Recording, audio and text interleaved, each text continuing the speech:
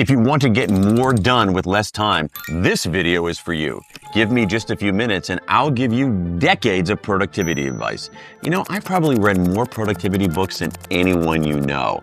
I'm an author, I study this stuff, and I realized they all offer the same 6 lessons, and now I'm going to reveal them to you. Lesson 1, do less ruthlessly.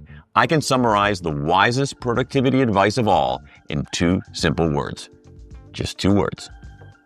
Do less. Seriously, that's it. The people who get the most done don't do more things, they do fewer things, but they do them better. So, be ruthless about what you do. Here are a few ideas. Limit your daily to-do list to no more than 5 items. It's tough. I know, I struggle with this, but when I limit my list, I always accomplish more and have a more satisfying day. On your list of 5, choose one and designate it as your most important task, your MIT. Do your MIT first, no exceptions. Start it, finish it, and don't do anything else. And when you're done, you'll feel a sense of accomplishment and you'll have made progress toward your most important goal. Next, alongside your to-do list, make a to-don't list. List 3 things that steal your time, drain your energy, hijack your focus, and don't do them. Things like checking email first thing in the morning, answering every phone call, attending meetings that are a waste, doom scrolling when you're stuck. Write them down, post them where you'll see them, and treat that list with the same reverence with which you treat your to-do list. Finally, for new requests that come in, make no your default answer. I know that's tough. We don't always have full control over every demand on our time or attention, but give it a try.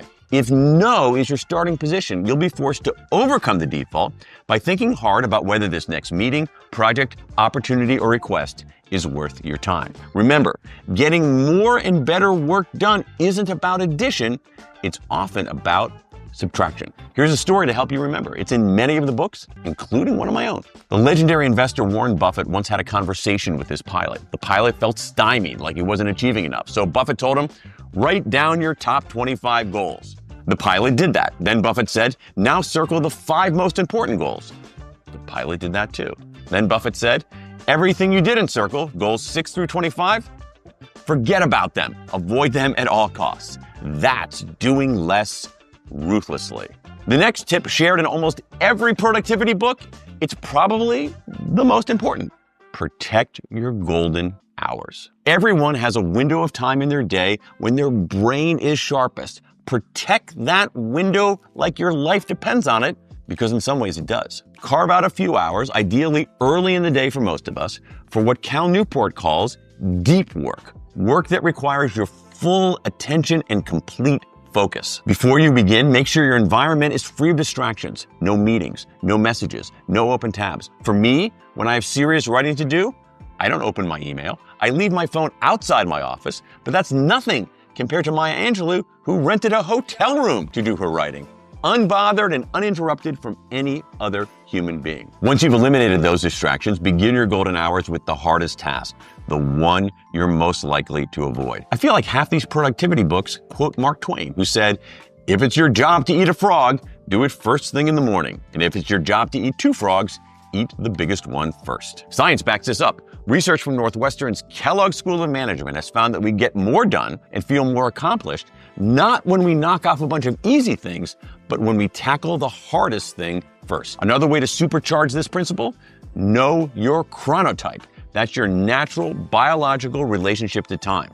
Do you typically go to sleep early and wake up early? Or do you naturally go to sleep late and wake up late? If you're part of the 1 in 5 people who are night owls, carve out time much later in the day, even at night, for your deep work. The key for you is to work when you work best, not just when everyone else's schedule you should. But again, for 4 out of 5 of us, prime time is earlier, usually first thing in the day. Here's one more idea that comes up a lot. Time boxing. That just means setting a start and a stop time for a task. Say, I'll work on this report from 10 a.m. to 11:30 a.m. You give that task a container, and that structure can sharpen your focus and limit drift. You've got a plan for the big task, your MIT and your deep work, but you still got other stuff to do, pesky things, smaller tasks that always seem to clog the gears. What do you do with those? That's easy, and it's lesson 3. Systematize the small stuff. Think less, automate more. Here are some ideas from these books on how to clear the clutter. 1. Use the 2-minute rule. If something takes less than 2 minutes, do it immediately. Don't put it on a list. Don't overthink it. Just get it done. I learned this from David Allen, and no joke, it changed my life. Another idea, stop multitasking. You can't do it well. Nobody can do it well. It doesn't work. Multitasking makes you slower, sloppier, and more stressed. So, for the love of all that is holy, just stop. Do one thing at a time, finish it, then move on. A third idea for clearing the clutter, batch like a boss. Stack similar tasks together, email, phone calls, errands, admin. For example, I try to answer email just a few times a day in a single focus burst. No tab switching, no notifications, just execution. Every time you switch contexts, you lose time. Batching gives you that time back. A final way to clear the clutter, limit your choices. We think more choices leads to more happiness and better outcomes, but as with the first principle in this video, less is more. And if you want to remember this point, here's a super short anecdote that's in a lot of these books. It's about Barack Obama when he was president. Back then, he wore only gray suits or navy suits. That's all he had in his closet. Why? Fewer decisions. I don't want to waste brain power on what to wear, he said. Even the most powerful people automate the small stuff. Number 4, track your progress. Research from Harvard's Teresa Amabile has found that the single biggest day-to-day motivator on the job is making progress in meaningful work. Not praise, not pay, not pressure, just knowing that you moved something forward. Progress. But here's the challenge. We often don't see the progress that we're making. We need a way to notice it, to memorialize it, to appreciate it. Here's the best, simplest technique. At the end of each day, take 1 minute to write down 3 ways you made progress. Big or small, it doesn't matter. The point is to see the movement, because if you see it, you're more likely to keep going. These books also tend to recommend 2 regular reviews, not every day, but every week. On Mondays, ask yourself, what's ahead? What matters most? What are my priorities? On Fridays, ask, how'd it go? Where did I make progress? Where could I have done better? That weekly rhythm, just 5 minutes for each review, adds up to something powerful, momentum. And if you need a story to lock in this principle, several of these books mention Pixar, the studio behind Toy Story, Inside Out, and The Incredibles. At Pixar, animators show their unfinished work every day in what they call dailies, not to impress, just to show progress. That steady feedback loop builds accountability, a sense of progress, and better work. Progress matters, but you can't go non-stop all day. That's why we have Principle 5, take strategic breaks. Let's move from animators to violinists. In 1993, the late Anders Ericsson studied elite violin players to find out what separated them from their less accomplished peers. These musical superstars practice a lot.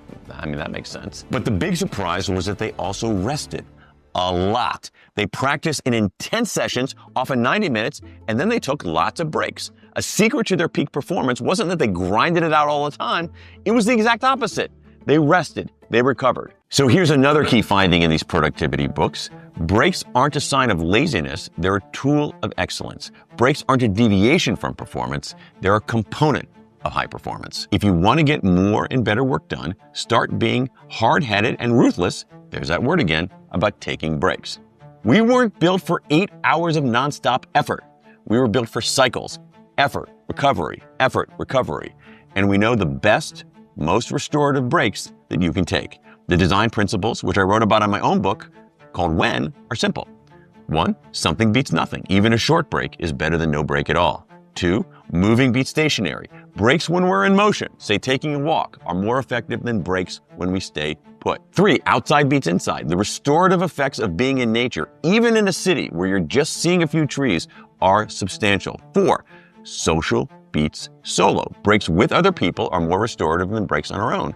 And that's true even for introverts. And finally, fully detached beats semi-detached. And breaks, as in deep work, leave your phone behind. Taking more breaks and better breaks helps you refocus, reset, and return stronger. These 5 tips all lead us to the most powerful principle of all. Number 6, go for consistency instead of intensity, habits instead of heroics. If there's one thing these productivity books quietly agree on, it's this: the people who accomplish the most aren't off the hook 24/7 maniacs. No, they're people who do something quieter and less dramatic. They show up. They show up every day, on time, in the chair, doing the work. That means shifting your mindset. Don't try to be a hero, the person who pulls an all-nighter, powers through an 18-hour workday, or finishes a week-long project in one day.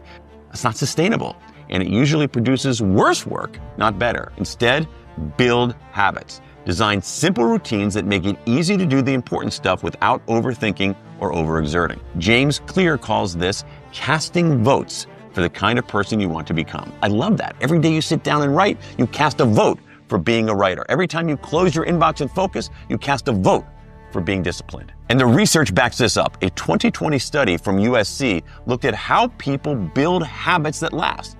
The biggest predictor of long-term success? Not motivation, not willpower, not even rewards. It was repetition, especially early on. The people who stuck with their habits weren't the ones who worked hardest. They were the ones who simply showed up most often in the first few weeks, even if it was just for a few minutes every day. Small actions repeated consistently outperform big efforts done sporadically, because intensity exhausts and consistency compounds. Don't burn bright and burn out. Just keep going. No drama, quietly, deliberately, every day. So, let's put this all together. Want to get more meaningful work done? Do less ruthlessly. Protect your peak hours. Be a machine with the small stuff.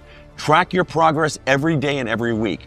Treat breaks as performance fuel and go for consistency instead of intensity, habits instead of heroics. That's it. 30 years of productivity advice distilled to its essence. It's not fancy, it's not complicated, but it works.